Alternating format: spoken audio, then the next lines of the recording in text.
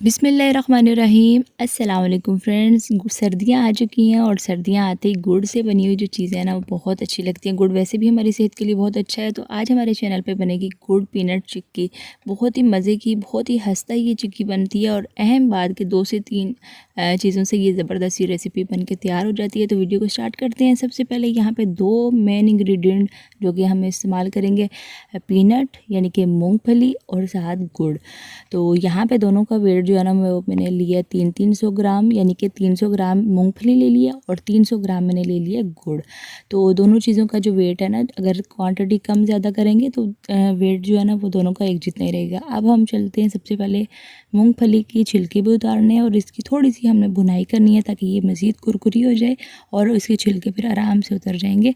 तो यहाँ पर मैंने एक फ्राई पैन में मैंने डाल दिया मूँगफली को और चूल्हे की आंच आप देख सकते हैं बिल्कुल हल्की सी है और हल्की आंच पे तकरीबन 4 से 5 मिनट तक हमने इसकी भुनाई करनी है, या फिर तब तक आपने भुनाई करनी है जब तक कि जब ये अच्छे से भुन जाएगी ना तो इसमें से खुशबू आने लगेगी और साथ ही इसमें से आवाज़ पटक पटक की आवाज़ भी आएगी आपको। तो तब तक आपने भुनाई करनी है। उसके बाद मैंने इसको बाउल में निकाल लिया और ठंडा होने देंगे। अच्छा, उसके बाद ना इसको मूंगफली को किसी भी कपड़े में डाल के तो अच्छे से ऊपर से मसल लें, बेलन की मदद से या हाथ की मदद से भी अच्छे से मसल लें। तो इससे क्या होगा कि इसके जितने भी छिलके ना सारे अलहदा हो जाएंगे। ये आप देख सकते हैं जैसा कि मैं आपको दिखा रही हूँ।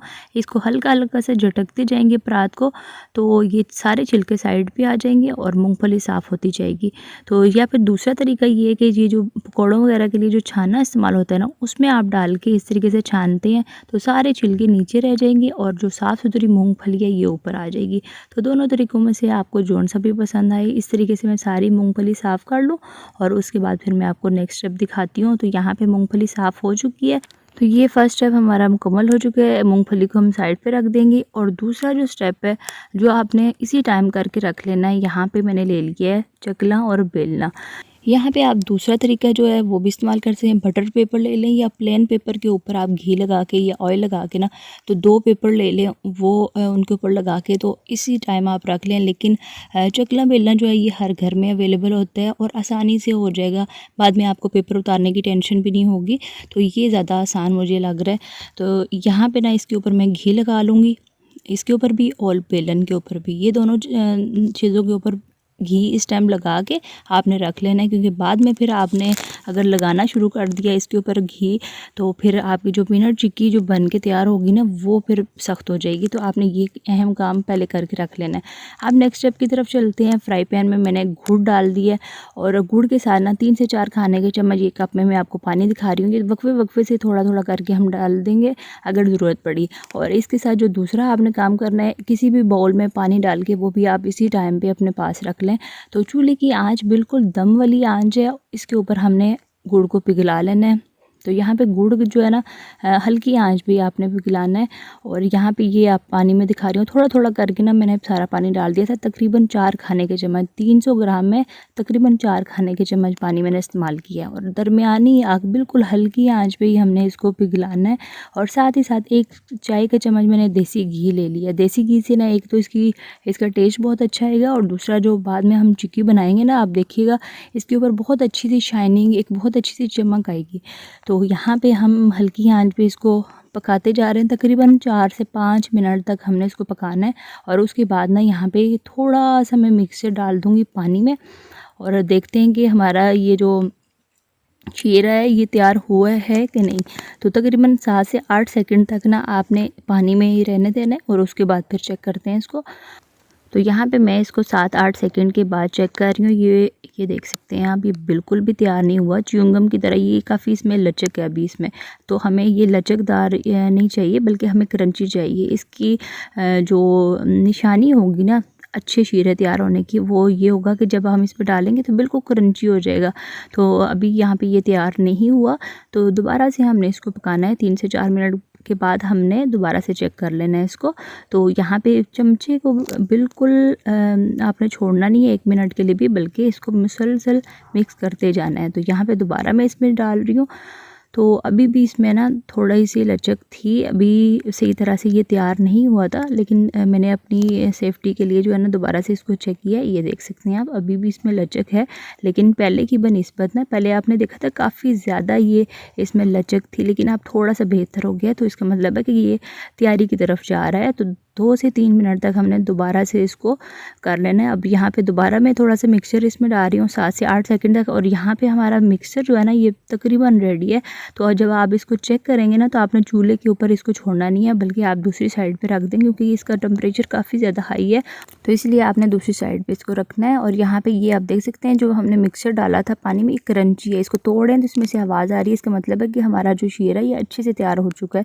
अब मैंने यहाँ पे पीनट ले लिया और पीनट को इसमें शामिल करना है। चूल्हे की आंच अभी ऑन ही है, और उसके बाद मैंने हल्के हाथों से ना जल्दी में इसको मिक्स करते जाना है। यहाँ पे आपने 1 मिनट के लिए भी इसको छोड़ना नहीं है, क्योंकि गुड़ हमारा बिल्कुल रेडी है। अगर यहाँ पे थोड़ा सा भी आपने छोड़ा ना इसको, तो ये फिर चिपक जाएगा और फिर ये अच्छे से मिक्स नहीं होगा। तो ये आपने काम जल्दी में करना है, और उसके बाद हमने इसको हटा लेना है चूल्हे से, और ये जो चकला बेलना है इसके ऊपर इस मिक्सचर को फैला के, तो ये काम हमने फ़ौरन करना है। जैसे इसके ऊपर डालने के बाद ना बेलन की मदद से हम इसको ऊपर से बेल लेंगे, इस तरीके से शेप दे लेंगे, ठीक है। तो यहाँ पे ये आप देख सकते हैं हमने पहले से घी लगा के रखा हुआ था, तो बेलन के ऊपर बिल्कुल भी नहीं चिपक रहा है। और यहाँ पे साथ ही साथ ना गरम ही है, तो मैं छुरी की मदद से इसको शेप दे लूँगी, स्क्वायर शेप दे लूँगी, और उसके बाद दोबारा से मैं इसको शेप दे के बेलन की मदद से पतला कर लूँगी। इस टाइम ना आपने जैसे भी इसको शेप देनी है दे सकते हैं। थोड़ा सा भी ये ठंडा हो गया ना, तो फिर आपकी चिक्की जो है वो आपके कंट्रोल से बाहर हो जाएगी, क्योंकि ये सख्त हो जाएगी और उसके बाद शेप बिल्कुल भी नहीं होगी अच्छी इसकी आएगी।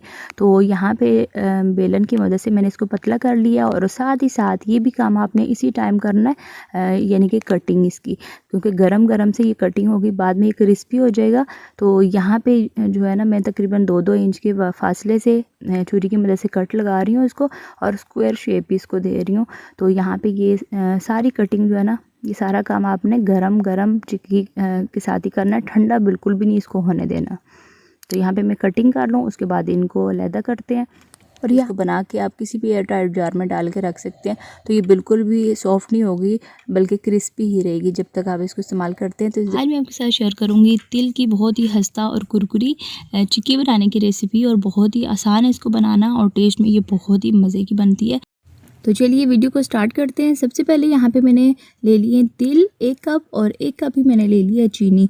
आपने जिस भी कप से मेजर करना है ना, तो दोनों चीज़ों को आपने बराबर रखना है। और दूसरा जो सेकंड स्टेप हमने पहले करके रखना है, और यहाँ पे मैंने चकला और बेलना ले लिया, और इसके ऊपर ना घी मैंने अच्छे से लगा देना है पूरे पे, अच्छे तरीके से ना मैंने इसको चिकना कर लेना है। तो ये काम जो है ना ये हम चिक्की बनाने से पहले करके रखेंगे। सेकंड स्टेप जो है, यहाँ पे मैंने ले लिया फ्राई पैन, और उस पर मैंने ये तिल सारे डाल दिए। इनको हल्का सा हमने रोस्ट करना है खुशबू आने तक, दरमियानी सी आग पे तमाम साइडों से ना अच्छे तरीके से मिक्स करते हुए इसको तकरीबन 2 से 3 मिनट तक हमें अच्छे से भून लेंगे। और जैसे ही इसकी प्यारी सी मज़ेदार सी खुशबू आने लगेगी और थोड़ा सा इनका कलर चेंज होने लगेगा, तो तब तक हमने इनको फ्राई करना है। तो यहाँ पे तकरीबन 3 से 4 मिनट हो चुके हैं इसकी भुनाई करते हुए। बिल्कुल दरमियानी सी आग पे हमने इनको भून लिया, बहुत अच्छी सी खुशबू आने लग गई है, और कलर भी इनका चेंज हो चुका है। तो यहाँ पे मैंने चूल्हे को बंद कर देना है, और इसको एक फैला लेंगे बड़े बर्तन में, ताकि ये ठंडे हो जाएँ अच्छे से। और उसके बाद हम चलते हैं मेन स्टेप की तरफ। तो एक नॉन स्टिक पैन ले लिया मैंने, और उसमें मैंने डाल दी है चीनी 1 कप, और चूल्हे की आंच जो है ना वो अभी थोड़ी देर के लिए 2 से 3 मिनट तक मैंने दम वाली से थोड़ी सी तेज़ रखी है, ताकि ये जो फ्राई पैन है ना वो अच्छे से गर्म हो जाए, हीट अच्छे से ऊपर तक आ जाए। और उसके बाद हमने जो जितना भी अमल है ना दम वाली आग पे करना है। तो 2 से 3 मिनट तक चूल्हे की आंच को थोड़ा सा मैंने तेज़ रखना है। अच्छे तरीके से चीनी को मिक्स करते जाएंगे। जैसे जैसे हीट नीचे से पड़ेगी ना, तो चीनी गर्म होती जाएगी, और उसके बाद ना चीनी यहाँ पे ये छोटे छोटे से दाने नुमा नज़र आ रहे हैं, लेकिन 3-4 मिनट के बाद इस तरीके से थोड़ी सी फूल जाएगी चीनी।